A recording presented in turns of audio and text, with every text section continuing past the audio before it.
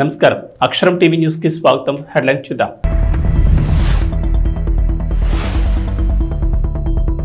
కమనీయంగా జరిగిన 7 వారాల శ్రీ కళ్యాణ వెంకటేశ్వర స్వామి వారి వార్షిక కళ్యాణం.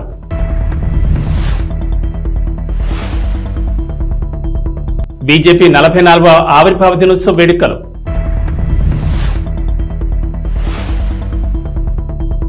యాడికి మండల కేంద్రంలోని వైసీపీలో నుంచి టీడీపీలోకి చేరికలు.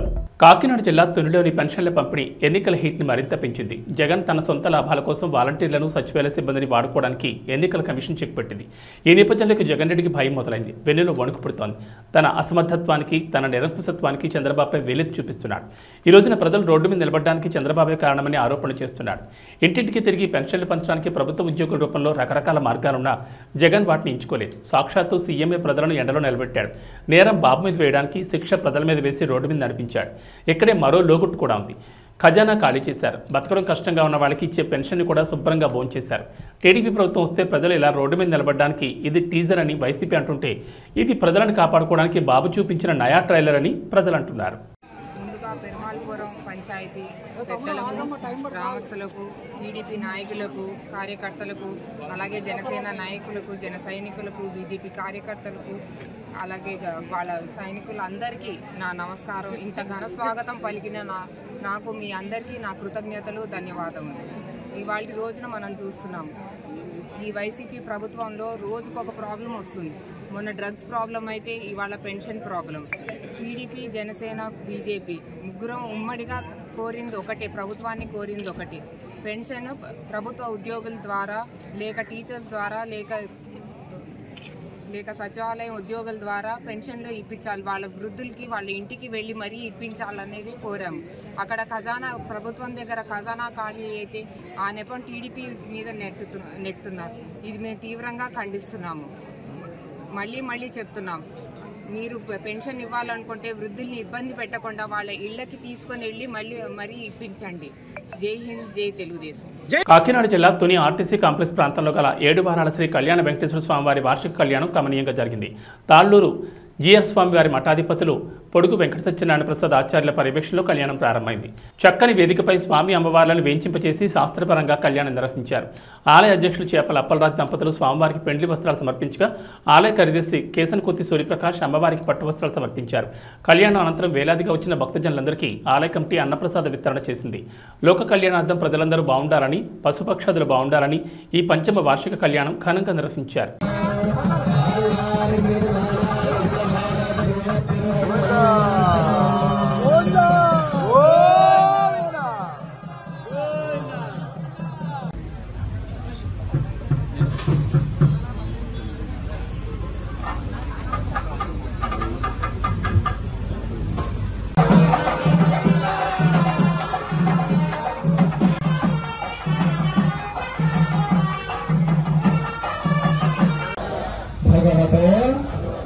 వెంకటనాథాయ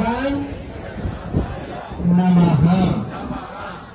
అంటే మనుషుల యొక్క వివాహం చేస్తే ఇక్కడంతా ఏం చేస్తాం, అబ్బాయికి అమ్మాయికి మధ్యలో తిరుగుతారు.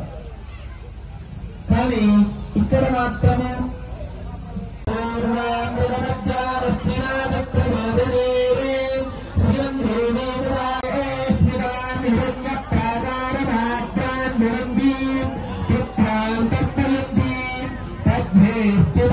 బెల్లంపల్లి పట్టణంలో బీజేపీ 44వ ఆవిర్భావ దినోత్సవ వేడుకలను జిల్లా ప్రధాన కార్యదర్శి పట్టికృష్ణ ఆధ్వర్యంలో ఘనంగా నిర్వహించారు.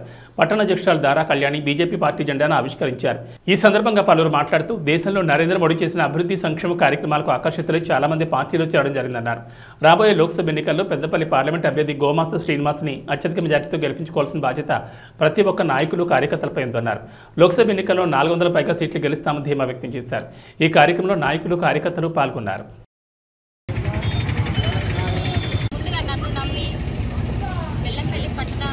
అధ్యక్షురాలుగా బాధ్యతలు ఇచ్చిన రత్నా ఎర్రబెల్లి గారికి ప్రత్యేక ధన్యవాదాలు తెలియజేస్తున్నాను.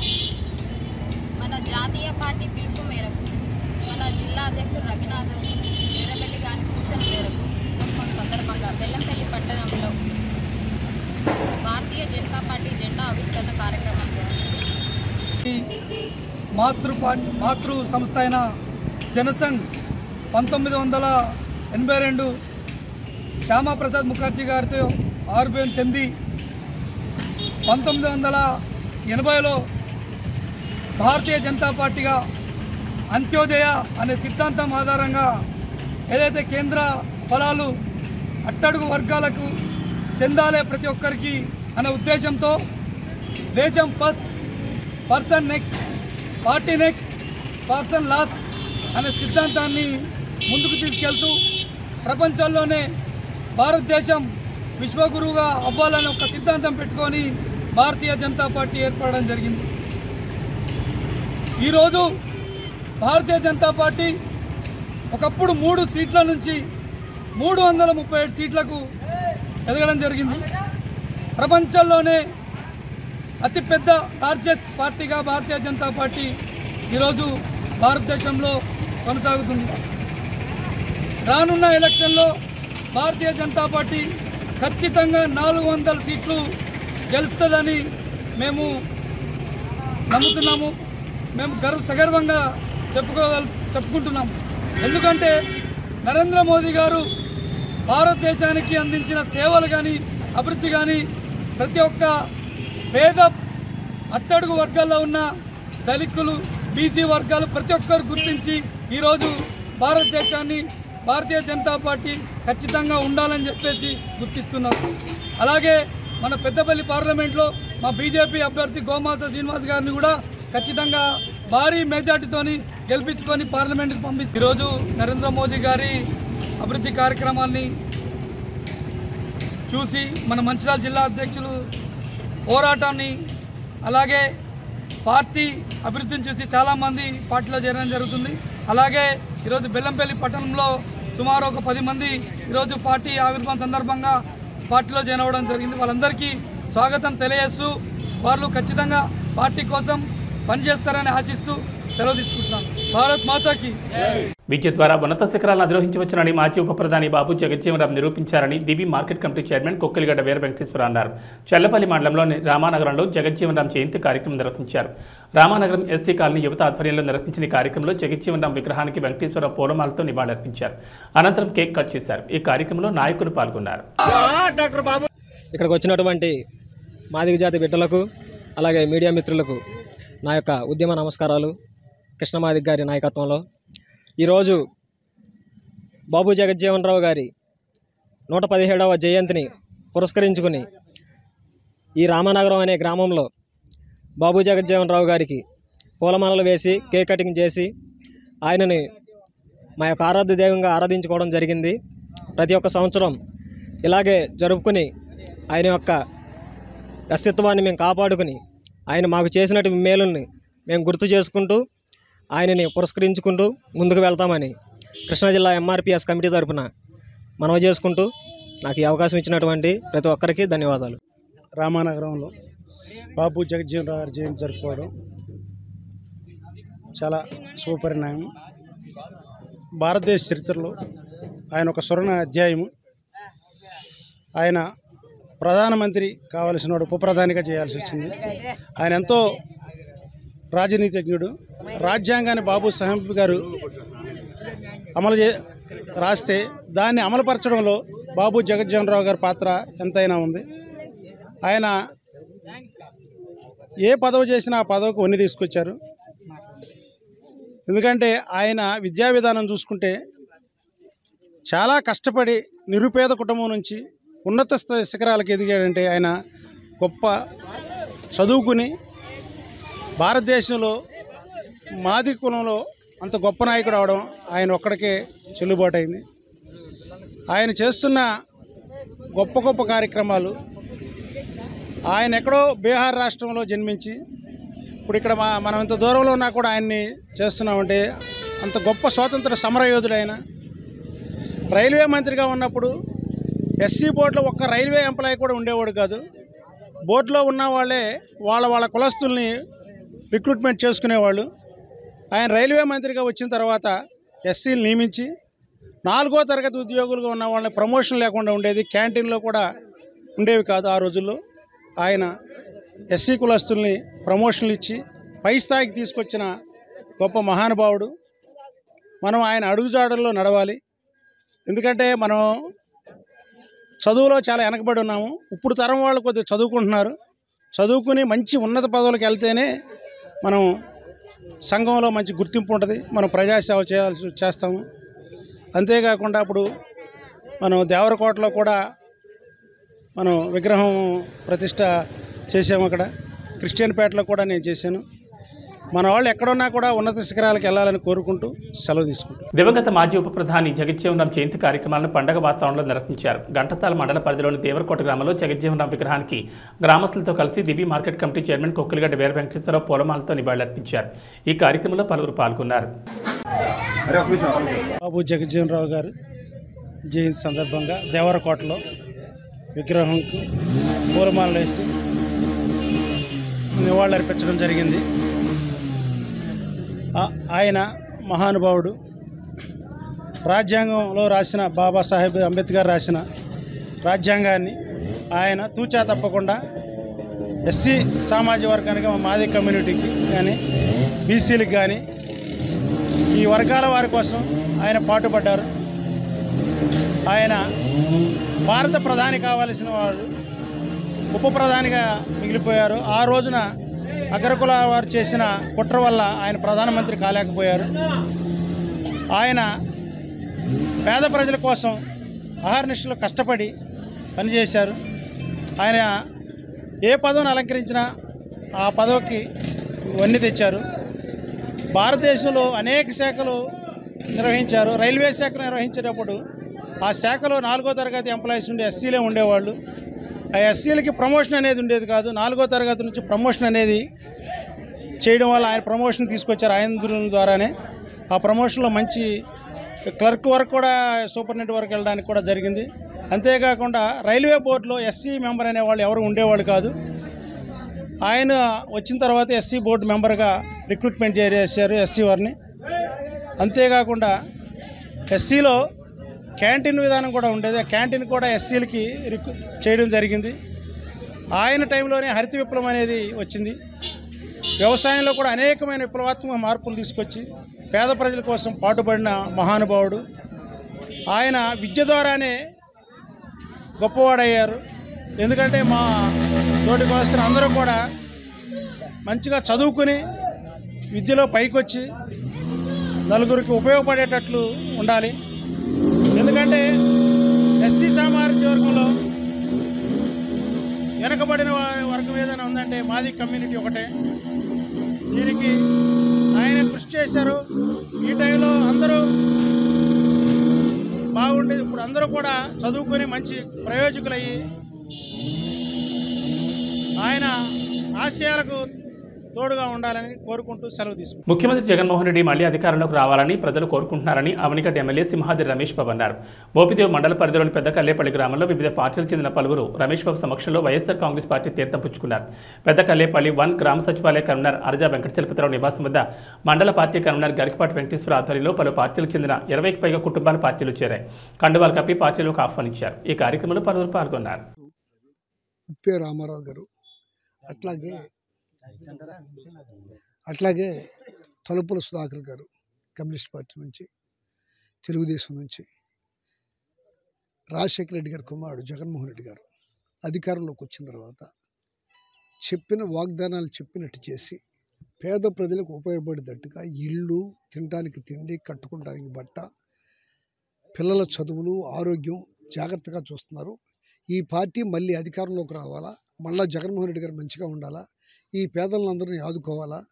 ఈ అభివృద్ధి అంటే జగన్మోహన్ రెడ్డి గారు చేసింది అభివృద్ధి. మూతపడిపోతున్న గవర్నమెంట్ స్కూల్స్ బాగు చేయటం, ఊళ్ళో వెల్నెస్ సెంటర్ పెట్టడం, సచివాలయాలు పెట్టడం, రైతు భరోసాలు పెట్టడం, ఇదంతా అభివృద్ధేను. దాంతోపాటు గడప గడప తిరిగితే ఊరికి సచివాలయం దగ్గర 20 లక్షల రూపాయలు రోడ్లు వేశారు. మెయిన్ రోడ్లు కొంచెం కరోనా మూలంగా ఇబ్బంది పడినా మిగిలిన రోడ్లన్నీ అయిపోయినాయి. అవి కూడా ఇప్పుడు చేసుకుంటూ వెళ్తున్నారు.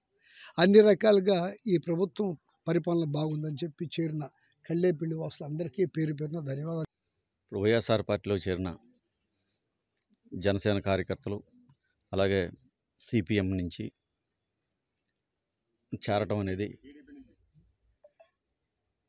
అనేది జగన్మోహన్ రెడ్డి గారు చేసిన పాలన చూసి చేరటమే కానీ ఆయన ఇచ్చే పేదవాడికి అందించిన సంక్షేమ పథకాలు, దాంతోపాటు అభివృద్ధి. దాన్ని చూసి ఇవాళ ఇందాక మనకి సిపిఎం కార్యకర్త, నాయకుడు చాలా గట్టిగా తిరిగేవాడు. అతను బయట ఇందాక మాట్లాడినప్పుడు చెప్తున్నాడు, మరేంటి దీంట్లో ఎందుకు ఆకర్షితుడయ్యావంటే, మేము కోరుకునేవాళ్ళం, మేము రోడ్డు ఎక్కి తిరిగేవాళ్ళం, పేదవాడికి ఇల్లు కావాలి, ఇళ్ల స్థలం కావాలి, ఇల్లు కావాలి, పిల్లల చదువులు కావాలి, ఆరోగ్యం చూడాలని చెప్పి ఎప్పుడు ధర్నాలు ఇవన్నీ చేసేవాళ్ళం ఏళ్ల తరబడి. ఈ ముఖ్యమంత్రి వర్యులు జగన్మోహన్ రెడ్డి గారు వచ్చిన తర్వాత అవన్నీ తీర్చాడు. ఇంకా మాకు ఆ పార్టీలో పని కూడా లేదు. ఆయన చేసే సేవల్ని ప్రజలకు అందే విధంగా నా తోడ్పాటు అందిస్తానని చెప్పడం కూడా మాకు చాలా ఆనందంగా ఉంది. ఇక్కడ మా శాసనసభ్యులు కమ్యూనిస్టువాది, దాంతో ఆయన మరింత బలం ఇంకా చేకూరుతుంది. ఇంకా కమ్యూనిస్టుల నుంచి వచ్చి జాయిన్ అవడం సిద్ధంగా ఉన్నారు. అదేవిధంగా జనసేన అవనిగడ్డ నియోజకవర్గం చూస్తూ ఉంటే జనసేన బలమైందని, అవసరమైతే పవన్ కళ్యాణ్ అనే పోటీ చేద్దామని ఆశపడ్డాడు. కానీ నిజంగా ఆ పార్టీలో కష్టపడి పనిచేసి పార్టీ ఎంపీగా పోటీ చేసి అదేవిధంగా పార్టీ నడిపించుకుంటూ ఉండే వాళ్ళకి సీట్ ఇవ్వకుండా సడన్గా తెలుగుదేశంలోంచి ఇచ్చి సీటు కోసం వచ్చి జనసేనలో సీటు తీసుకున్న బుద్ధప్రసాద్ గారు వాళ్ళ రాజకీయం చూస్తుంటే వాళ్ళకేమో కానీ రాజకీయాలు ఉన్న మా అందరికీ సిగ్గుగా ఉందని చెప్పి మేము అందరికీ తెలియజేస్తాం. మోపిదేవి మండలం పెద్దకళ్ళేపల్లి గ్రామంలో వైఎస్ జగన్మోహన్ రెడ్డి గారి పాలన చూసి ఇక్కడ ప్రజలు సుమారుగా 20 కుటుంబాలు వచ్చి వైఎస్ఆర్సీపీలో చేరటం, మా సింహాద్రి రమేష్ బాబు గారు కడవకుల నరసింహారావు సమక్షంలో వైఎస్ఆర్సీపీలో చేరి వారు చెప్తున్న విధానాలు చూస్తుంటే జగన్మోహన్ రెడ్డి గారు చెప్తున్నట్టుగా 175 నియోజకవర్గాల్లో వైఎస్ఆర్సీపీ గెలవడం అనేది చాలా చిన్న విషయంగా అనిపిస్తుంది. ఇక్కడ పెద్ద సంఖ్యలో అంటే సిపిఎం నుంచి కానీ టీడీపీ, జనసేన నుంచి అనేక కుటుంబాలు ఇంకా రాదలు రావడానికి మీ వెనక మేము ఉంటామని చెప్పడం చూస్తుంటే ఇక్కడ మా అందరికీ కూడా చాలా ఉత్సాహంగా ఉన్నది. ఇలాంటి పాలనని ఇంకా పెనమడం మేము చూడలేదు. పోరాటాల పట్టిమ చేసిన కమ్యూనిస్టులు చెప్పే విధానాన్ని చూస్తే ఆ రోజున మేము భూమి కోసం, విద్య కోసం, వైద్యం కోసం ఎన్నో పోరాటాలు చేసాం. అలాంటివన్నీ జగన్మోహన్ రెడ్డి గారు ఈ రోజున ఆయన అధికారంలోకి వచ్చి అడగకుండానే చేస్తున్నాడు. అలాంటి ఆయన పాలనలో ఉండడానికి ఇష్టపడుతున్నామని చెప్పి ఈ పార్టీలో చేరడం మా అందరికీ చాలా సంతోషకరంగా ఉంది. ఎందుకంటే సిపిఎం పార్టీ ఒకటి దాని ఉనికిని కోల్పోతున్న పరిస్థితి ఉంది. మా నియోజకవర్గంలో గతంలో ఎమ్మెల్యే గారు ఉన్నప్పుడు, రామయ్య గారు ఉన్నప్పుడు బాగా ఊపు మీద చేశాం. ఆ తర్వాత మమ్మల్ని నడిపించే నాయకుడు లేడు, మేము నడిచేందుకు సిద్ధంగానూ లేవు. ఇంకోటి ఏంటంటే జనసేనతో పొత్తు పెట్టుకున్నారంటే జనసేన బీజేపీతో, తెలుగుదేశంతో టైఅప్ అయింది. అలాగే ఇటు పక్కన మా వాళ్ళు ఏం చేశారు, సిపిఎం కలిసి కాంగ్రెస్తో టైఅప్ అయ్యారు. మాకు తప్పనిసరి పరిస్థితుల్లో ఓటేయాలంటే జనసేన ఒక్కటే కనపడుతున్నటువంటి పరిస్థితి ఉంది. ఈరోజు అది గెలుస్తుంది ఖచ్చితంగా. రాష్ట్రంలో మళ్ళీ అధికారంలో వచ్చేది వైఎస్ఆర్సీపీఏ. చాలా కాన్ఫిడెన్స్గా మేము చెప్తున్నాం. అదే ఈరోజు అందుకే వైఎస్ఆర్సీపీలో రమేష్ గారి సమక్షంలో, నరసింహారావు గారి సమక్షంలో చేరటం అనేది జరిగింది. ఈ రోజుకి నాకు పార్టీ సభ్యత్వం ఉంది. నన్ను సస్పెండ్ చేయొచ్చు కూడా రేపొద్దున. ఎందుకనంటే నేను పార్టీ సభ్యుడిగా ఉన్నవాళ్ళు చాలా విలువ, పార్టీ సభ్యత్వానికి చాలా విలువ ఉంది. పార్టీ సభ్యత్వంలో నేను ఆపేయమని చెప్పాను, డిసెంబర్కి ఆపేయమన్నా కూడా వాళ్ళు ఆపకుండా కంటిన్యూ చేశారు, నువ్వు ఉండాలి అని చెప్పి. అయినప్పటికీ నేను ఉండలేనని చెప్పి ఇప్పుడు వైఎస్ఆర్సీపీలో చేరుతూ ఈ నిర్ణయానికి నేను రావడం జరిగింది. రమేష్ గారికి, నరసింహారావు గారికి, ఇక్కడికి వచ్చిన కార్యకర్తలకి అందరికీ నేను హృదయపూర్వక ధన్యవాదాలు తెలియజేస్తూ, ప్రసిద్ధ పుణ్యక్షేత్రమైన మంత్రాలయం శ్రీ రాఘవేంద్ర స్వామివారి మఠ ఆవరణలో పీఠాధిపతులు శ్రీ సుబుధేంద్ర తీర్థుల ఆశీస్సులతో భక్తులు ఇబ్బంది పడకుండా ఉండడానికి ఏకాదశి సందర్భంగా పలహారాలను తయారు చేశారు.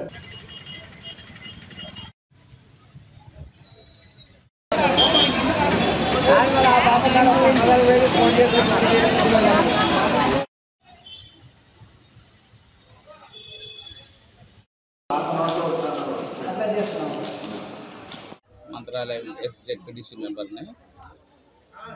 మా వారిది సంస్థ, ఈ సొసైటీ, ఈ పేపర్ ఛానల్ ప్రతి ఏకాదశికి రాఘవేంద్ర స్వామి భక్తులకు సాయంకాలం ఏకాదశి రోజు టిఫిన్ కార్యక్రమం మొదలుపెట్టినారు. ఈ ప్రతి ఏకాదశి ఇదే విధంగా సాగాలని కోరుకుంటారు, దిగ్విజయం చేయాలని కోరుకుంటున్నారు. అలాగే మా వారధి సంస్థకి ప్రతి ఏటా రాఘవేంద్ర స్వామి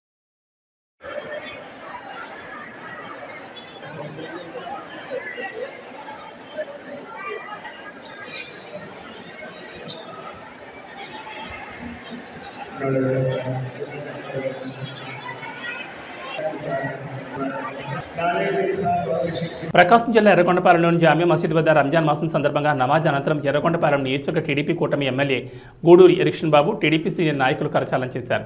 ఈ కార్యక్రమంలో టీడీపీ, జనసేన, బీజేపీ నాయకులు, కార్యకర్తలు పాల్గొన్నారు.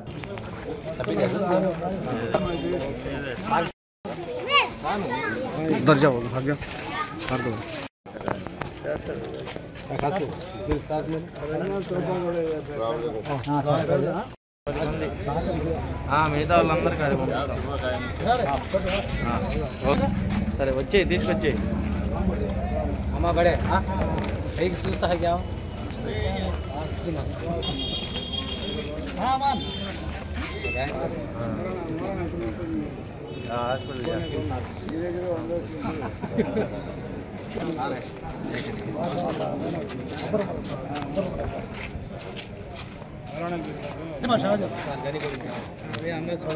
बड़े फिरोजी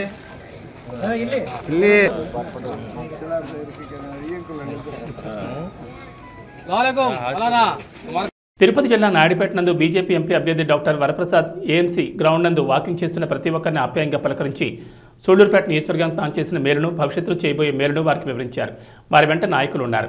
ఈ సందర్భంగా మాట్లాడుతూ, నేను తిరుపతి పార్లమెంట్ ఎంపీగా ఉన్నప్పుడు మన సూళ్లూరుపేట నియోజకవర్గానికి అనేక మంచి కార్యక్రమాలు చేశానని, అది మీ అందరికీ తెలుసని, భవిష్యత్తులో మీకు సేవ చేయడానికి నేను తిరిగి బీజేపీ తరఫున తిరుపతి పార్లమెంట్ నుంచి పోటీ చేస్తున్నానని అన్నారు.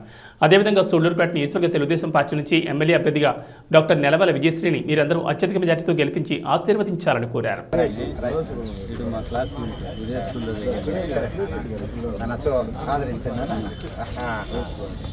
బాబు మీరు రండి, విద్యావంతులు మన ఇద్దరం కలిసి కూడా మీరు ప్రభుత్వ ఉద్యోగిగా, ప్రిన్సిపల్గా మా గవర్నమెంట్ కాలేజ్, మా గూడూరు గవర్నమెంట్ కాలేజీ మీరు ఎంతో అభివృద్ధి చేశారు.